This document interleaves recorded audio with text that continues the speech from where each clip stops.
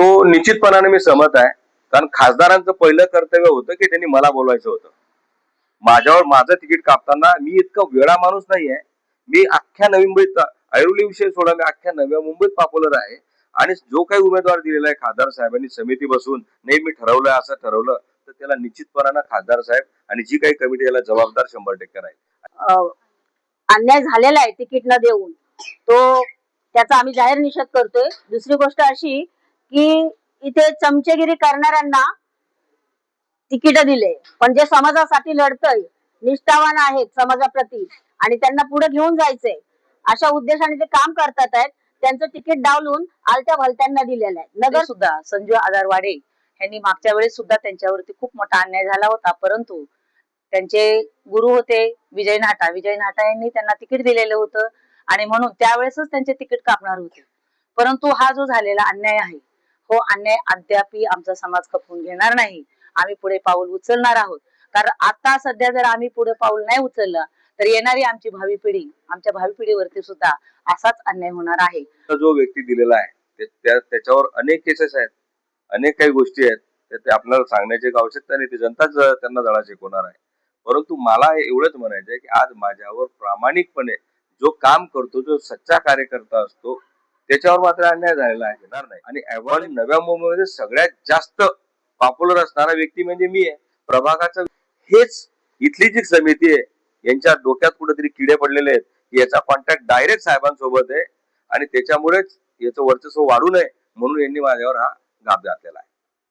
तर त्यांच्यासाठी जमलेलं जे त्यांच्यावर अन्याय झालेला आहे तिकीट न देऊन, तो त्याचा आम्ही जाहीर निषेध करतोय. दुसरी गोष्ट अशी की इथे चमचेगिरी करणाऱ्यांना तिकीट दिले, पण जे समाजासाठी लढतय, निष्ठावान आहेत समाजाप्रती आणि त्यांना पुढे घेऊन जायचंय अशा उद्देशाने ते काम करतात आहेत, त्यांचं तिकीट डावलून आलत्या भलत्यांना दिलेलं आहे. नगरसेवक म्हणजे काय? नगरसेवक म्हणजे नगराची सेवा करणारा माणूस. तर तो नगरसेवक नगराची सेवा न करता फक्त राजकीय जे त्यांना डावलले त्यांची गुजरेगिरी करणारा पाहिजे होता त्यांना. आणि संजू वाडे तशा स्वरूपाचे माणूस नसल्यामुळे त्यांचं तिकीट डावललं गेलेलं आहे. तर याचा आम्ही जाहीर निषेध करतोय आणि आम्ही त्यांना प्रचंड बहुमताने निवडून आणू आणि हा जो समाज जमलेला आहे त्यांच्या प्रति प्रेम भावना आणि त्यांच्यासाठी केलेले जे कष्ट आहेत त्याच्या स्वरूपाने इथे जमले आहोत आणि त्यांचा पाठिंबा देत आहोत आम्ही. तर आम्ही सगळेजण त्यांच्या सोबत आहोत आणि त्यांना प्रचंड बहुमताने आम्ही जिंकून आणू. दुसरी गोष्ट, आमचे जे दीपक संजू वाडे ते माझ्या मुलासारखेच आहेत. तर एक आई जेव्हा मुलाच्या पाठीमागे उभी राहते तर तो कुठलाही मोठातला मोठा संघर्ष जिंकून येतो. तसंच आम्ही सर्व इथे ज्या जमलेल्या महिला आहेत त्या आईसारखं त्याच्या पाठीमागे उभे राहून त्याला प्रचंड बहुमताने आम्ही जिंकून आणू आणि आम्ही दाखवून देऊ की सत्याचाच नेहमी विजय होतो. जय भीम, जय भारत. आता सार्वत्रिक निवडणुका होत आहेत. त्याच्या अगोदरही सार्वत्रिक निवडणुका झालेल्या होत्या आणि आताही सार्वत्रिक निवडणूक होत आहे. आमचे सर्वांचे लाडके समाजसेवक, सर्वांचे तळमळीचे आमचे कार्यकर्ते, सर्वांना सांभाळून घेणारे आमचे संजू आदारवाडे हे माजी नगरसेवक होते आणि ह्याच्या अगोदरही आता त्यांनी फॉर्म भरलेला आहे आणि त्यांच्यावरती खूप मोठा असा अन्याय झालेला आहे आणि हा संघर्ष हा समाज सहन करणार नाही. डॉक्टर बाबासाहेब आंबेडकरांनी आम्हाला संघर्ष शिकवलेला आहे आणि आमच्या रक्तामध्ये संघर्ष आहे आणि तो संघर्ष आम्ही कशा पद्धतीने करणार आहोत हे सांगण्याची काही आवश्यकता नाही. तरी सुद्धा संजू आदारवाडे यांनी मागच्या वेळेस सुद्धा त्यांच्यावरती खूप मोठा अन्याय झाला होता, परंतु त्यांचे गुरु होते विजय नाटा यांनी त्यांना तिकीट दिलेलं होतं आणि म्हणून त्यावेळेसच त्यांचे तिकीट कापणार होते. परंतु हा जो झालेला अन्याय आहे, हो अन्याय अद्यापही आमचा समाज खपवून घेणार नाही. आम्ही पुढे पाऊल उचलणार आहोत.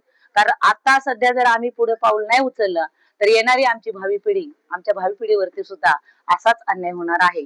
आणि म्हणून कालचं जे तिकीट आहे ते जवळजवळ 3-4 दिवस झालं, रात्र आणि दिवस संजू वाडे साहेब त्या ठिकाणी तिकिटासाठी मागणी करत होते आणि त्यांना अंधारात ठेवलेलं गेलेलं आहे. आणि ते तिकीट आम्ही सारखं भाऊला फोन करत होतो की भाऊ तुम्हाला तिकीट मिळणार आहे का, तुमचं काय चाललेलं आहे. भाऊ सारखे म्हणायचे की ताई माझंच तिकीट कन्फर्म आहे, ताई माझंच तिकीट कन्फर्म आहे. परंतु रात्री सकाळपासून आम्ही भाऊला विचारत होतो. कालचा दिवस बरोबर 10 वाजले होते आणि 10 वाजता भाऊचा मला फोन येतो की ताई माझं तिकीट कापलेलं आहे. तर हे कारण काय आहे? तुम्ही तसं सांगू नका की तुम्ही तयारी करा. प्रत्येक उमेदवाराला तयारी दिली जाते. कशासाठी दिली जाते? तुम्ही सांगू नका. जर तुम्हाला तिकीट नाही द्यायचं, तुम्हाला ते उमेदवार मान्य नाही, तर तुम्ही त्यांना अंधारात ठेवू नका. जर एखादा व्यक्ती, एखादा उमेदवार जो इच्छुक आहे तो फॉर्म भरत असेल आणि तो जर डिप्रेशन मध्ये जर गेला तर त्याच्या फॅमिलीचं खरोखरच नुकसान होतं आणि समाजाचं सुद्धा खूप मोठं नुकसान होणार आहे. तर सर्वांनी आपण ह्या ठिकाणी आज संजू वाडे भाऊ हे आपला एक वाघ आहे आणि वाघाला हरवू शकत नाही अशी आमच्या सर्वांची इच्छा आहे. आणि वाघ हा जंगलामध्ये एकटाच असतो आणि संजय आधारवाडे सुद्धा एक वाघ आहेत आणि ते वाघासारखी डरकाळी फोडल्याशिवाय राहणार नाहीत का? तर त्यांच्यावरती अन्याय झालेला आहे आणि तो अन्याय जो आहे तो समाजावरती अन्याय झालेला आहे. तर पुढे जाऊन ह्या घटना घडू नयेत आणि फॉर्म आम्ही भरलेला आहे. तर आमचे सर्वांचे लाडके दीपक संजू वाडे यांनी आम्ही प्रभाग क्रमांक 3 मधून एससी वार्डात, आमचा वार्ड हा हक्काचा होता आणि तो हक्काच्या वार्डामध्ये आम्ही त्यांना उभा केलेला आहे, उमेदवारी त्यांना दिलेले, त्यांचा अपक्ष फॉर्म भरलेला आहे. त्यांच्या धर्मपत्नी संजू आधारवाडे यांची धर्मपत्नी सुरेखा संजू वाडे यांचा सुद्धा आम्ही अपक्ष म्हणून फॉर्म भरलेला आहे. तर कशा पद्धतीनं तोंड द्यायचं आहे तो आम्ही 16 तारखेच्या नंतरच जाहीर होईल आणि 100% आम्ही ही 2 शीट काढणार आहोत आणि 100% विजयी त्यांना करणार आहोत. का तर जनता त्यांच्या पाठीशी आहे. तर जनता आमच्या पाठीशी असल्यामुळे आम्हाला कसल्याही प्रकारची भीती नाहीये. आम्हाला कोण तोडीसतोड उत्तर देणार आहे त्याला पण सुद्धा आम्ही तोडीसतोड उत्तर द्यायला तयार आहोत. एवढं बोलते. सर्वांना जय. तुम्हाला तिकीट कापलंय का? खासदारांचा हस्तक्षेप निवडणुकीमध्ये वाढला आहे, तिकीट कापण्यात आले असा आरोप आहे. त्याच्याशी सहमत आहात? तो निश्चितपणाने मी सहमत आहे. कारण खासदारांचं पहिलं कर्तव्य होतं की त्यांनी मला बोलवायचं होतं. माझ्यावर माझं तिकीट कापताना मी इतका वेळा माणूस नाहीये. मी अख्ख्या नवी मुंबईत, ऐरोली विषय सोडा, मी अख्ख्या नव्या मुंबईत पॉप्युलर आहे आणि जो काही उमेदवार दिलेला आहे खासदार साहेबांनी समिती बसून नाही मी ठरवलंय असं ठरवलं तर त्याला निश्चितपणानं खासदार साहेब आणि जी काही कमिटी याला जबाबदार 100% आहे. आणि यांची कंप्लेंट मी सन्मान्य नाही, मी असं म्हणणार नाही की आदल्या दिवशी वाटले. त्यांनी सकाळी 8 वाजता जेव्हा वाटले होते, काही वाटले असतील ते मला माहित नाही. परंतु आज या ठिकाणी मी कोणावर अलिगेशन करणार नाही, पण एससी समाजाचा विषय आहे. तो निश्चितपणानं जो उमेदवार तुम्ही दिलेला आहे त्याचं कॅरेक्टर तुम्ही बघा, त्याने सभागृहात जनतेसाठी काय मांडलेलं ते बघा आणि मग माझ्याकडे तुम्ही विचार करा की मी नालायक आहे. पण हे काम निवड खासदार साहेबांच्या समितीचं मला सांगणं होतं. मी समितीला फोन पण केला होता. मी खासदारांना साहेबांना फोनही केला होता. चौगुले साहेबांनाही फोन केला होता की साहेब मला कोणी काही बोलतच नाही, काय प्रॉब्लेम आहे, मला तुम्ही का बोलत नाहीये, काही वेगवेगळं का तुमच्या मनात काही आहे का? जो व्यक्ती दिलेला आहे त्याच्यावर अनेक केसेस आहेत, अनेक काही गोष्टी आहेत, ते आपल्याला सांगण्याची आवश्यकता नाही. ते जनताच त्यांना धडा शिकवणार आहे. परंतु मला एवढंच म्हणायचं आहे की आज माझ्यावर प्रामाणिकपणे जो काम करतो, जो सच्चा कार्यकर्ता असतो, त्याच्यावर मात्र अन्याय झालेला आहे. आणि एव्हाना मी असं सांगेल की माझ्या असं निदर्शनास झालेलं आहे की जे चळवळीतले लोक आहेत, फुले शाहू आंबेडकरी विचारधारा मानणारी लोक आहेत, त्यांचे विचार कुठेतरी दाबण्याचा प्रयत्न या समितीने केलेला आहे आणि ते शिंदे साहेबांना माहीत नसावं असं माझं प्रामाणिक मत आहे. कारण याचा अर्थ असा आहे की नव्या मुंबईमध्ये जे हुशार लोक होती त्यांची तिकीटं कापली गेली. मी कोणाचं नाव घेणार नाही, पण नव्या मुंबईमध्ये सगळ्यात जास्त पॉप्युलर असणारा व्यक्ती म्हणजे मी आहे. प्रभागाचं हेच इथली जी समिती आहे यांच्या डोक्यात कुठेतरी किडे पडलेले आहेत की याचा कॉन्टॅक्ट डायरेक्ट साहेबांसोबत आहे आणि त्याच्यामुळेच याचं वर्चस्व वाढू नये म्हणून यांनी माझ्यावर हा घात घातलेला आहे. बघा, मला असं वाटतं महाराष्ट्रामध्ये सगळ्यात मोठं जे स्मारक झालं, डॉक्टर बाबासाहेब आंबेडकर स्मारकाच्या आंदोलनापासून, पायाभरणीपासून तर भूमिपूजनापर्यंत मी त्या ठिकाणी उपलब्ध होतो. त्या समितीचा मी उपाध्यक्ष होतो आणि ते आज मोठं स्मारक झालं. त्याच पद्धतीनं माझी जी लायब्ररी आहे त्या लायब्ररीचं त्या ठिकाणी मी चांगलं काम केलं. मी त्या ठिकाणी महिलांसाठी काम केलं, पुरुषांसाठी काम केलं. महाराष्ट्रातला नवी मुंबईतला संविधान चौकची संकल्पना मी आणली, घर संविधानाची संकल्पना मी आणली. मी त्या ठिकाणी भुके नाही भूक द्या ही संकल्पना मी राबवली.